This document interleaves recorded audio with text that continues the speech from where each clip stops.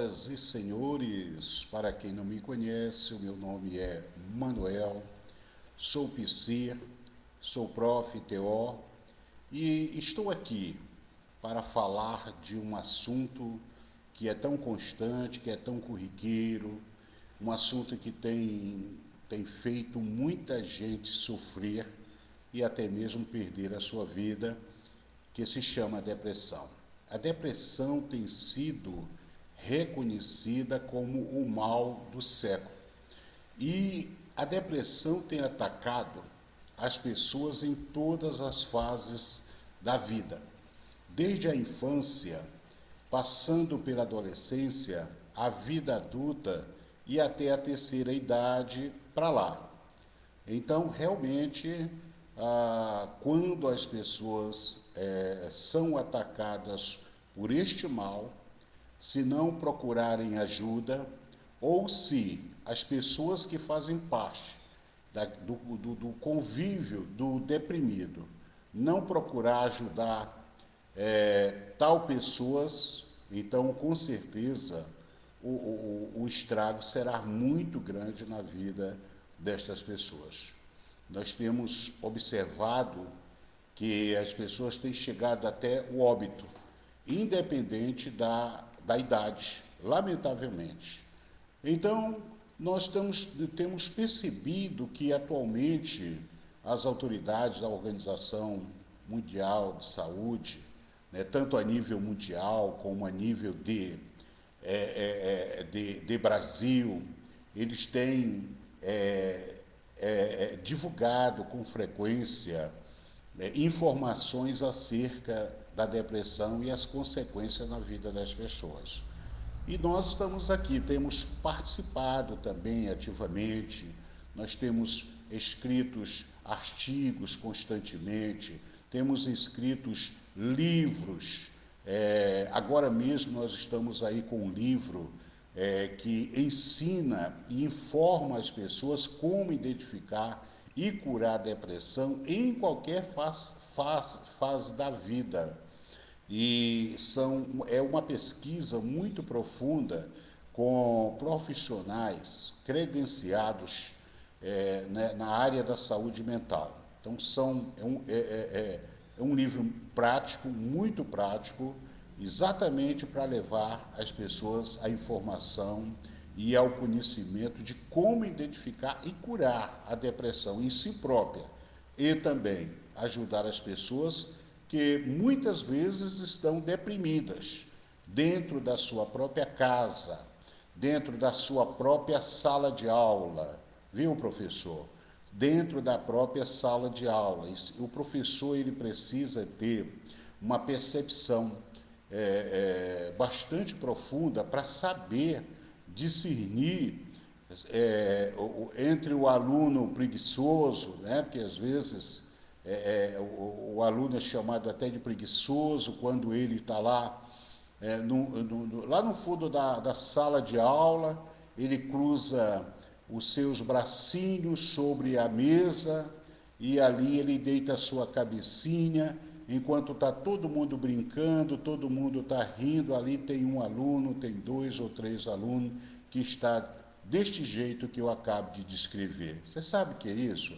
Isso não é preguiça, isso me permita até essa expressão forte, não é frescura, depressão não é frescura, tá? Isso é depressão, aquele garoto precisa ser trabalhado, ele precisa ser cuidado.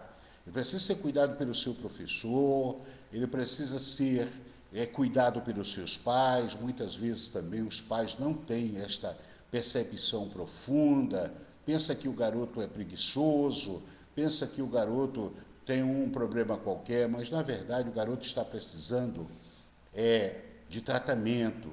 Aquela posição que ele assume ali, ele está mandando um sinal. Ele está mandando um sinal, ele está dizendo, papai, mamãe, eu preciso de ajuda. Professora, professor, eu preciso de ajuda. Eu estou me sentindo estranho. Eu estou assim, mas eu não quero ser assim. Vocês não estão me compreendendo. Então, apenas um exemplo aqui, como professor, como prof que nós somos também, né? Então, é importante nós nós percebermos os sinais que as pessoas dão em relação a estarem deprimidos, tá?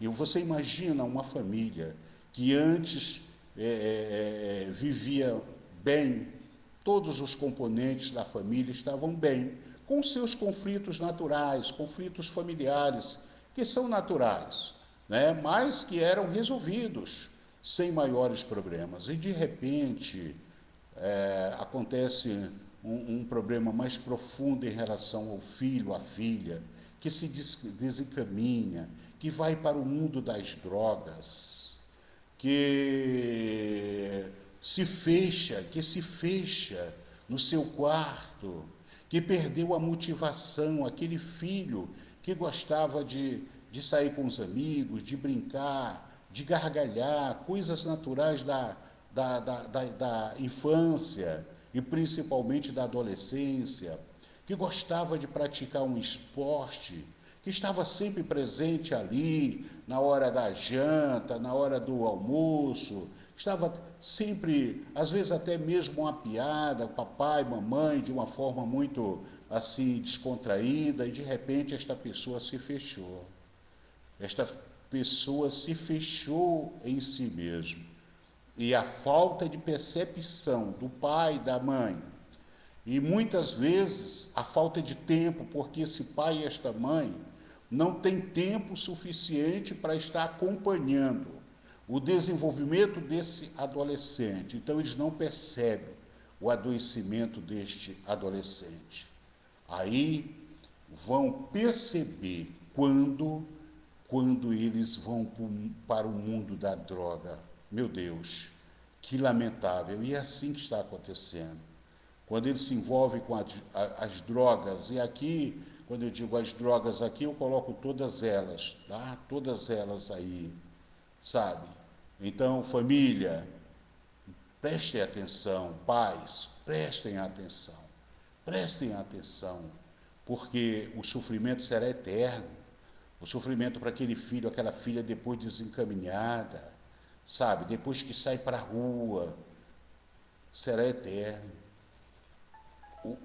O lar, aquela família que antes, se não fosse, mesmo que não fosse completamente feliz, mas que tinha um certo grau de alegria, de felicidade, de paz, ela nunca mais ela será reestruturada se não houver uma busca pela cura, uma busca pela reestruturação da paz, da alegria, da libertação daquelas amarras, daquelas correntes que está destruindo ou que destruiu a família.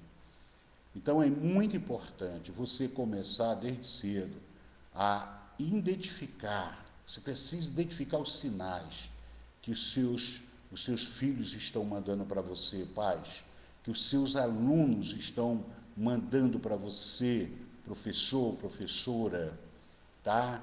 Que a sua esposa está mandando para você, esposo, que o seu esposo está mandando para você, esposa.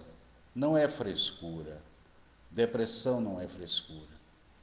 Os países ricos, eles trabalham a saúde mental, mas os países pobres, subdesenvolvidos, como o Brasil é um país pobre, né, está um pouco até mais pobre até do que era antes, segundo as pesquisas, segundo o que nós estamos lendo aí, né? E com a pandemia, a situação piorou cada vez mais no mundo todo, mas principalmente nos países pobres e no nosso país chamado Brasil. Mas isso não é desculpa, apesar disto tudo trazer sofrimento para toda a sociedade, mas isto não é desculpa para que nós possamos trabalhar, estar atento para identificar e curar os sintomas da depressão em qualquer fase da vida das pessoas. Na fase de infância, quando você tem filhos desta idade, ou quando você trabalha com crianças nessa idade, né? Isso serve para os psicopedagogos, principalmente os que estão em início de carreira, que ainda não têm um conhecimento profundo da sintomatologia da depressão, tá? Com os professores também, que não têm ainda um conhecimento profundo sobre isto, né? Então, as pessoas da educação, de uma forma em geral, é muito importante, porque senão, se você não tiver um conhecimento profundo sobre a sintomatologia da depressão, sendo você um professor, professora, um psicopedagogo, tá? Psicopedagoga, sendo você um profissional da saúde mental, ainda iniciante, é normal quando a gente inicia, a gente está aprendendo também, nós estamos aprendendo, né? Então, se não tiver um conhecimento profundo sobre a sintomatologia da depressão, você vai lidar, ou pode lidar, né? Suponhamos, uma suposição, não é uma afirmação absolutamente positiva, é uma suposição. Você pode confundir o sintoma da depressão com frescura, me permita mais uma vez eu usar esta expressão aí tão chula, né? Mas é tão popular, né? Deixa de frescura, menino. Deixa de frescura, aluno. Deixa de frescura, ô esposo. Deixa de frescura, ô esposa. Não é assim que as pessoas usam muito no popular essa expressão. Mas eu estou sempre repetindo, e estarei sempre repetindo: depressão não é frescura. É algo sério. É algo sério que pode levar as pessoas à morte. Olha como os noticiários agora têm trazido para dentro dos nossos lares as informações das pessoas de todas as idades e de todos os sexos, né?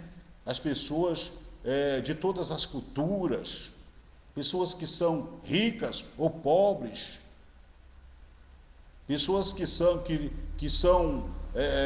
têm títulos, doutor, pós-doutor, pessoas analfabetas, elas estão morrendo de depressão também. Elas estão morrendo, e esse número tem aumentado muito. Tem aumentado muito. E como nós trabalhamos nesta área já há vários anos, nós temos sido despertados.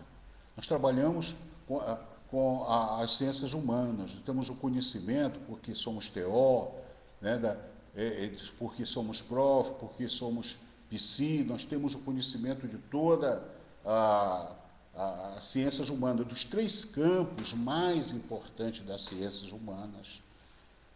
Então, o contato com as pessoas desses campos e de todas as fés, né, de todas as religiões, nos traz uma grande experiência e uma grande responsabilidade, um grande despertamento e responsabilidade de que nós precisamos nos envolver mais no ensino, na orientação, como uma ajuda primeira para poder despertar as pessoas.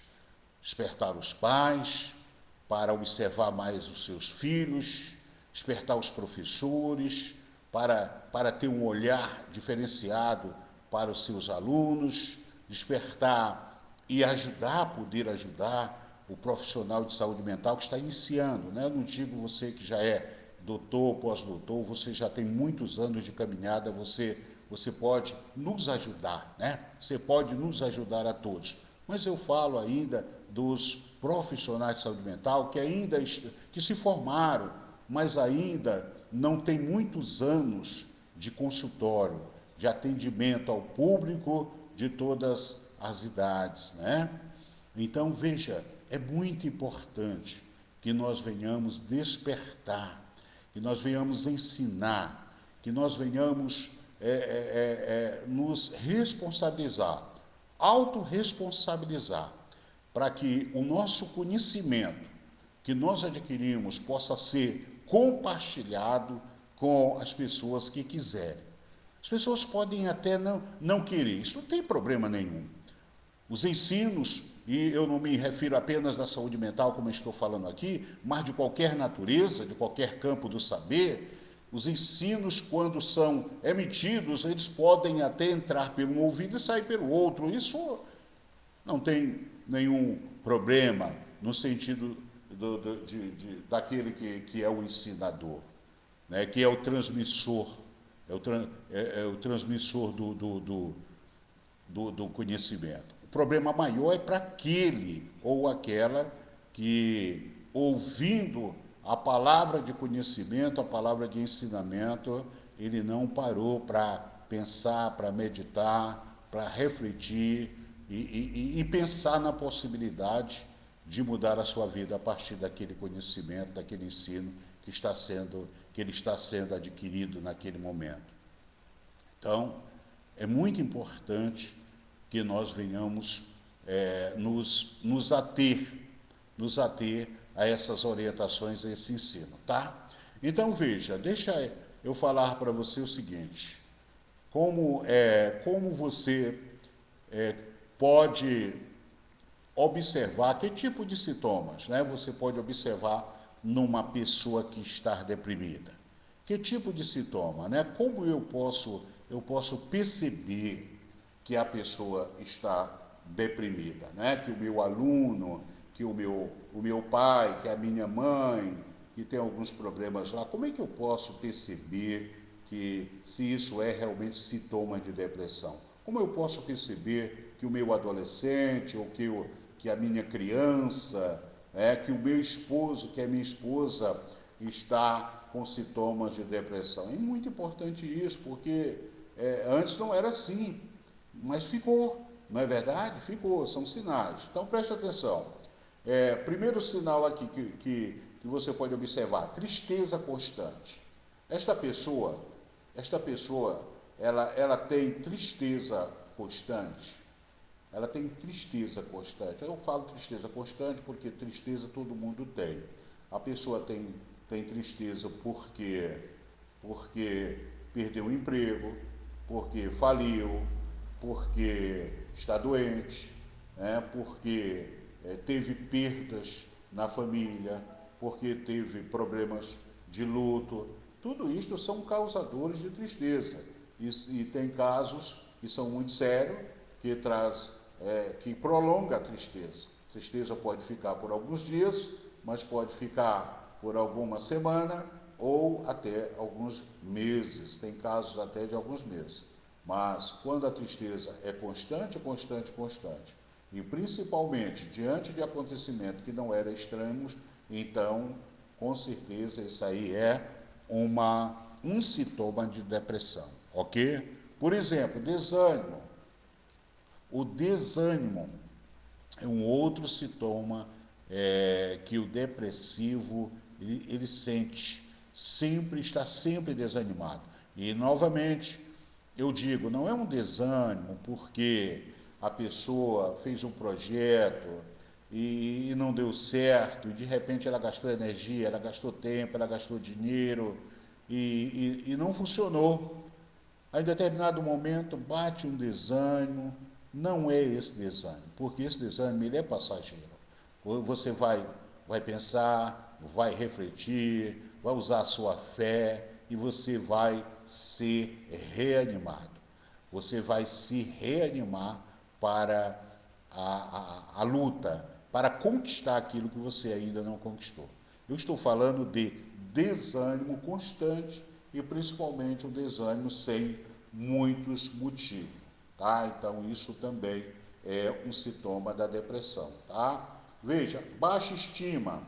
Tá lembrado daquele tempo? Quem sabe você que está me ouvindo agora, você era uma pessoa, sabe, muito animada, sabe, uma pessoa de autoestima, uma pessoa para cima, uma pessoa de ação, uma pessoa de planos, de projeto, de vontade, de sonho, e agora você se vê com a estima lá embaixo, lá no chão.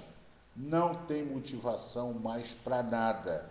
Então, veja, isto é sintoma de depressão também, tá? Choro constante, nós estamos aqui observando os sintomas, tá? Da depressão, sintomas estão sempre presentes na vida do deprimido, ok? O choro constante é um dos sintomas, tá? Chorar, às vezes é até bom, porque você coloca para fora aquilo que estava dentro de você, te travando. Tá lembrado aquela pessoa que perdeu o ente querido, que não conseguia chorar de jeito nenhum, e depois, com o passar do tempo, né, ela continuou no luto, aí desenvolveu taquicardia, desenvolveu tremores no corpo, desenvolveu insônia, tá? E uma série de outros sintomas foi por causa disso. Então, quando ela chega no consultório de um psicoterapeuta, qualquer ele, né? Um psicoterapeuta, um terapeuta do psi, né? Do psicológico, sistema mental e emocional, tá? Então, ali, quando aquele profissional vai trabalhar, a pessoa, ela, com certeza, ela vai chorar e vai colocar aquilo que estava dentro dela para fora e ali já vai iniciar uma cura para aquela pessoa, né? Então pode ser diante também de uma autoridade espiritual, não é verdade? Então veja, o choro constante sem motivo é um sintoma da depressão, tá? Ansiedade constante, todo mundo é ansioso. A ansiedade até protege as pessoas em determinado momento. A história conta que nós não estaríamos aqui, não existiria, vamos dizer assim, a humanidade se não existisse um certo grau de ansiedade nos nossos antepassados.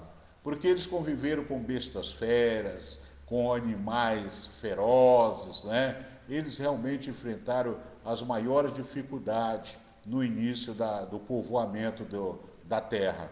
Né? E se eles não tivessem um certo nível de ansiedade para levar eles ao medo, para sentir medo, para sair correndo de um lugar para outro, de uma religião para outra, aquela coisa toda, de uma região para outra, aquela situação que nós já sabemos e entendemos, então com certeza a humanidade teria se dizimado. Né? Então a ansiedade, um certo nível, tá? Ela até protege a pessoa, como o medo também, tá? O medo.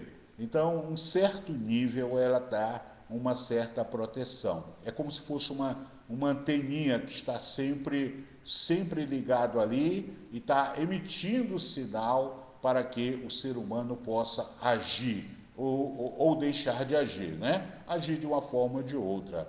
Mas quando a ansiedade, tá, ela aumenta, ela fica patológica, ela vira uma doença quando ela é muito grande, tá? E ansiedade, a pessoa ansiosa, ela está sempre olhando para frente, ela não consegue viver o presente, ela está olhando sempre para frente. Então, a ansiedade patológica é uma doença, e é uma doença que, se não for tratado, pode desenvolver outras doenças, tá? Taquicardia, enfim, uma série de outras doenças. Então, a ansiedade constante é também um sintoma da depressão, tá? Sentimento de inutilidade, aquela pessoa que diz, olha, eu não sirvo para nada, tá? Eu não consigo nada na vida, eu sou um inútil. Então, esse sentimento de inutilidade é também um sintoma de depressão quando ele é constante. A insônia ou a hipersonia. A hipersonia é quando a pessoa dorme pouco, tá? Essa palavra difícil aí, hipersonia, é o dormir pouco. Então, quando a pessoa tem insônia constante ou hipersonia, é um sintoma também da depressão. A falta de energia para agir, tá? Pessoa desanimada, não tem energia parece que está sempre doente, né? A irritação, uma irritação também, né? O contrário, por isso, essa irritação aí é, é, é, é onde muitas pessoas são até confunde, porque uma pessoa irritada ou irritadiça, alguém diz, mas ela não é depressiva, porque a depressão leva a pessoa ao isolamento, sabe, a inatividade e tal, e esse camarada aí, ou esta pessoa, né, está, vamos dizer assim, muito irritado, então isso é uma outra doença, mas a irritação também faz parte desse sintoma de depressão. Por isso que nós precisamos conhecer, como eu te falei no início, a sintomatologia da depressão, porque é uma coisa junto com a outra, tá? Não é apenas isolada. Falta de concentração, a falta de concentração. Por isso, está lembrado que eu falei que os psicopedagogos e psicopedagogas têm que estar muito atento. Por quê? Porque a falta de concentração é muito trabalhada, são sintomas que o psicopedagogo trabalha muito com eles. Um aluno com falta de concentração, tá? Mas olha, a falta de concentração faz parte também da depressão, tá lembrado? Conjunto, e isso é muito importante a gente poder interagir, tá?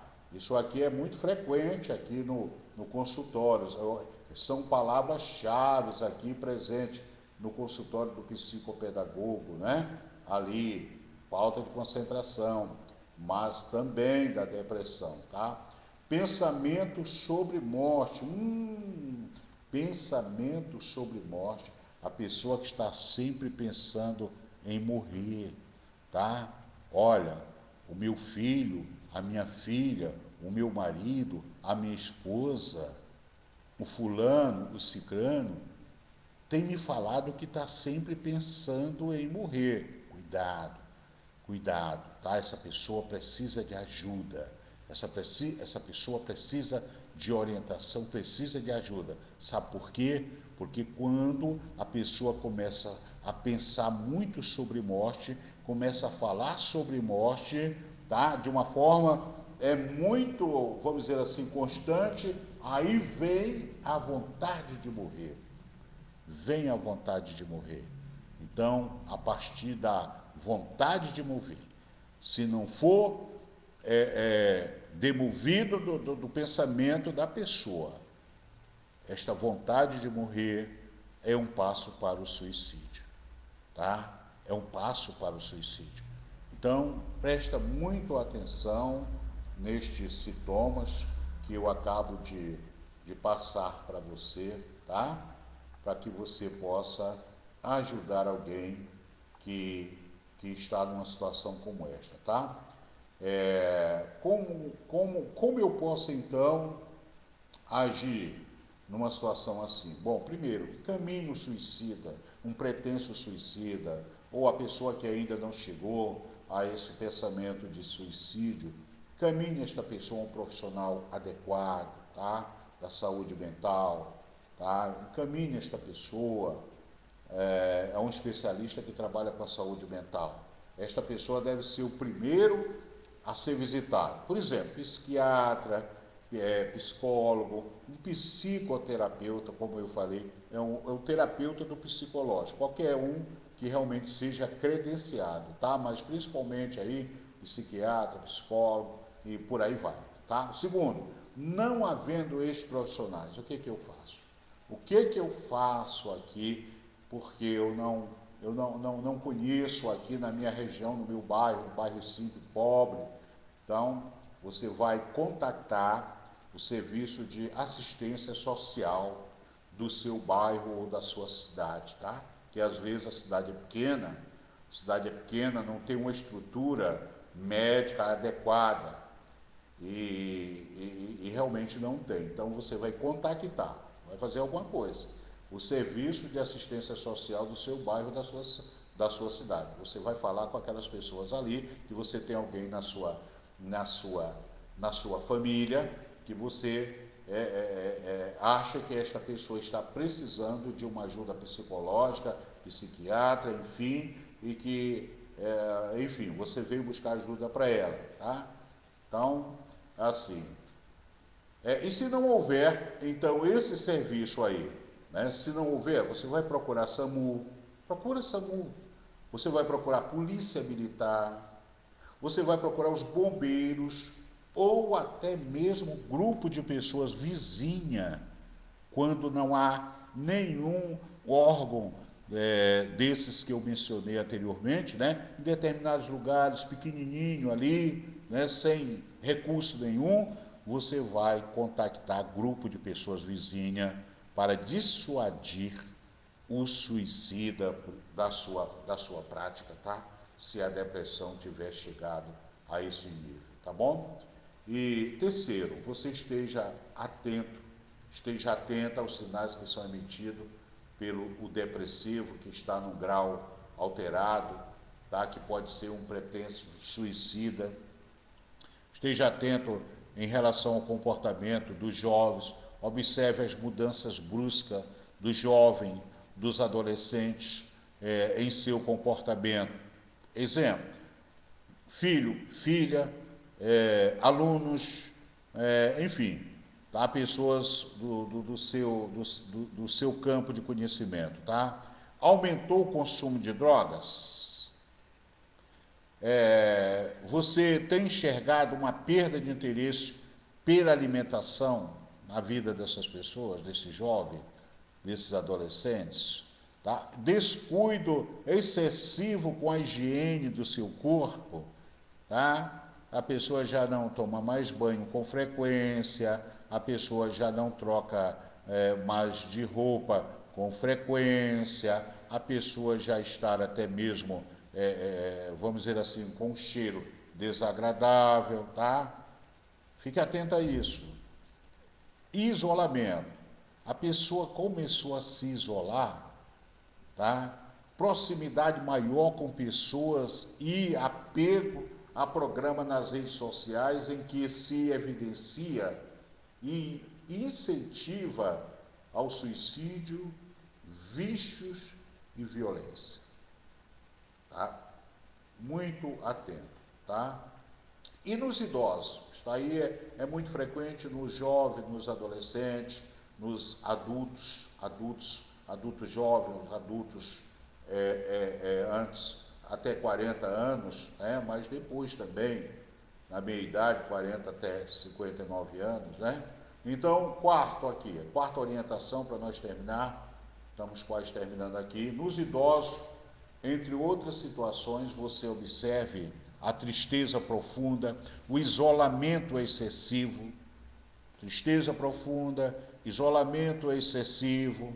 Fique atento também às queixas do tipo, a vida não tem mais sentido para mim. Você já ouviu isso de muitos idosos?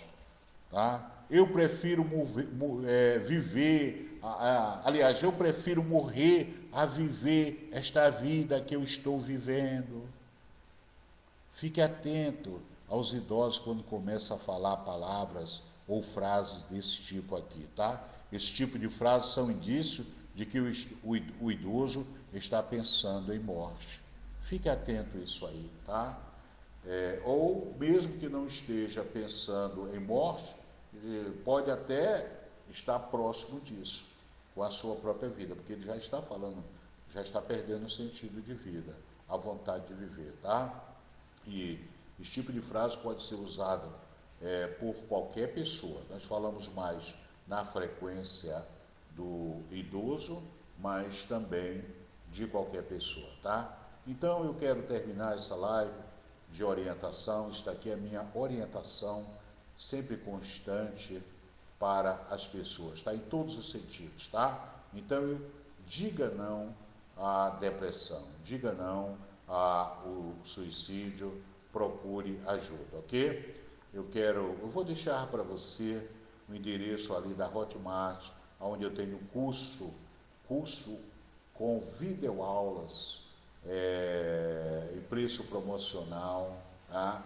Eu tenho e-books que eu coloco aqui gratuitamente na web para as pessoas, tá? Principalmente sobre vários assuntos, tá? Então vou deixar aqui o endereço, se você interessar, quiser conhecer mais, saber mais, aprender mais, você clica e faz contato, ok? Então, um abraço para todos vocês e fiquem atentos. Diga não à depressão.